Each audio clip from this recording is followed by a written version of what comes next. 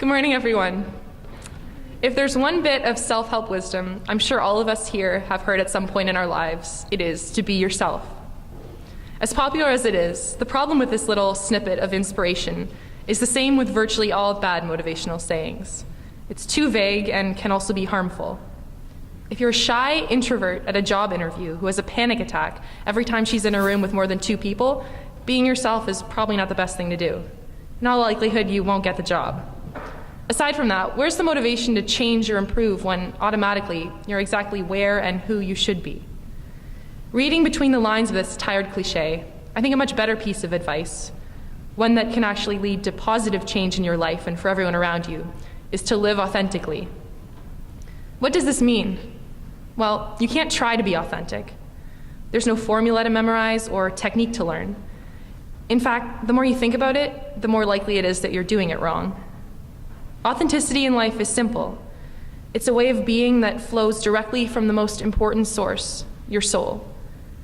When you're truly living authentically, you're happy, in the most naked, real sense of the word. You're honest, open, and you're aware of your feelings.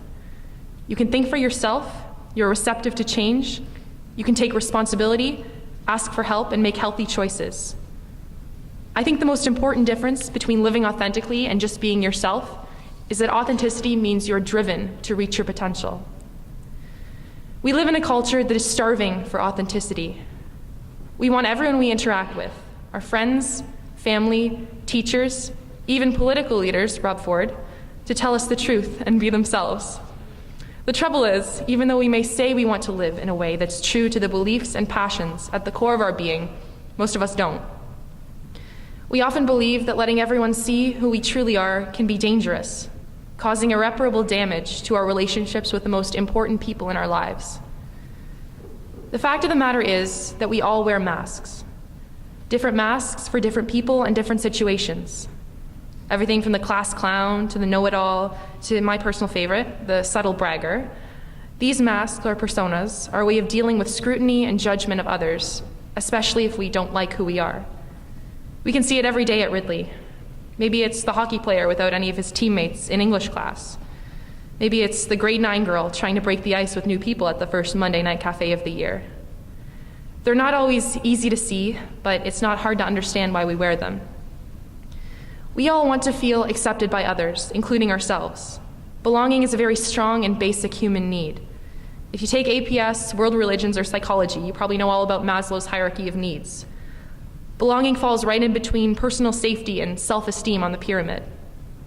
Employing a different personality style and set of rules for different groups of people can seem like a smart, calculated approach.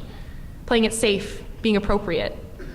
For example, in Mean Girls, one of my favorite movies, the protagonist, Katie, sacrifices one of her greatest academic strengths in order to impress a guy.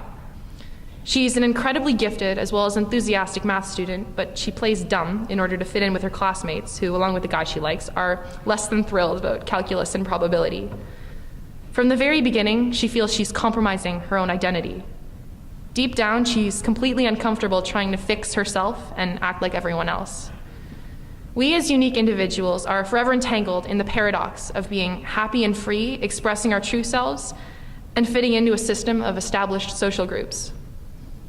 It's a crazy labyrinth we're all running, living authentically, but also not isolating ourselves. I believe this is one of the most intimidating aspects of being human. In the end, this can do much more harm than good to a person's self-esteem. If you constantly catch yourself wondering, what would people think if they knew the real me, or if only they knew the truth, odds are you're not feeling too good about yourself. You start to doubt the value of your own abilities, potential, and worth as an individual. Plus, it takes a huge amount of personal energy to keep wearing these masks, always hiding, censoring, and lying to others. It absolutely drains you. Let's face it, everyone has thoughts they're not proud of, and bad experiences that have defined them as individuals. In working toward authenticity, we have to accept our inner darkness. We all have it, and live our lives according to principles of honesty and self-love, regardless of the things we wish we could undo. You can lie to anyone else in the world, but the one person you can't lie to is you.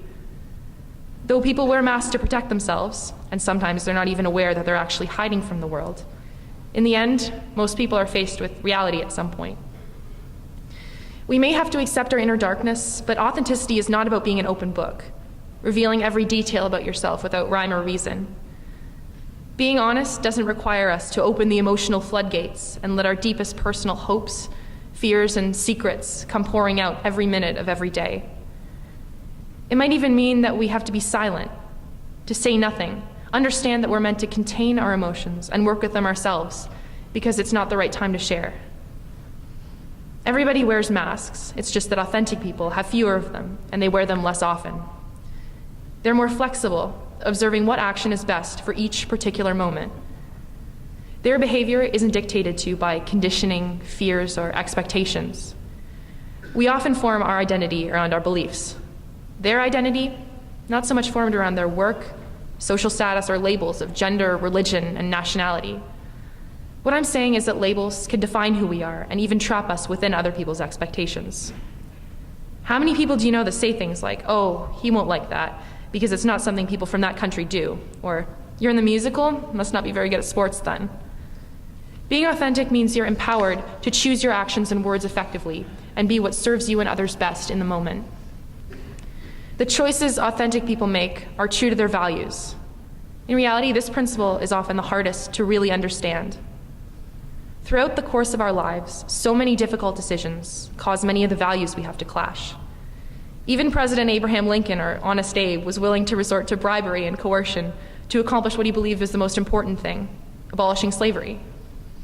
A genuine person understands their own moral compass and can wrestle through the tough choices to pursue the greater good. While there might be some twists and turns along the way, living authentically means that you are able to live by your own personal truth. It's not always enough to just know who you are. You also have to experience who you are by taking inspired and meaningful action to find out what's important to you and then actually live it. Finding the courage to be who you really are and making the changes you need to make will lead you to realize your true potential and eventually find fulfillment and peace. Spoiler alert, self-actualization is the final stage, or the top of Maslow's pyramid. The fear of what others think of you can be controlling, paralyzing even.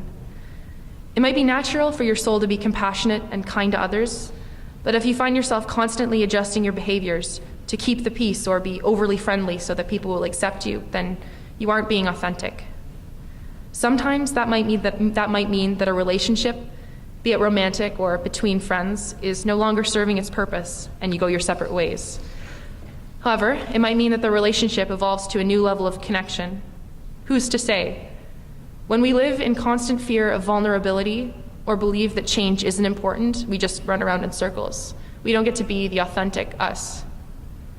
I don't pretend to be an authentic person 100% of the time, but I do know it's a lot more liberating to intimately know and understand what matters most to me at the deepest level of who I am and have the courage to act from that very real center. The question I want to leave you with today is, are you living your life because it's who you are, or are you living it because it's how you want people to see you? Thank you.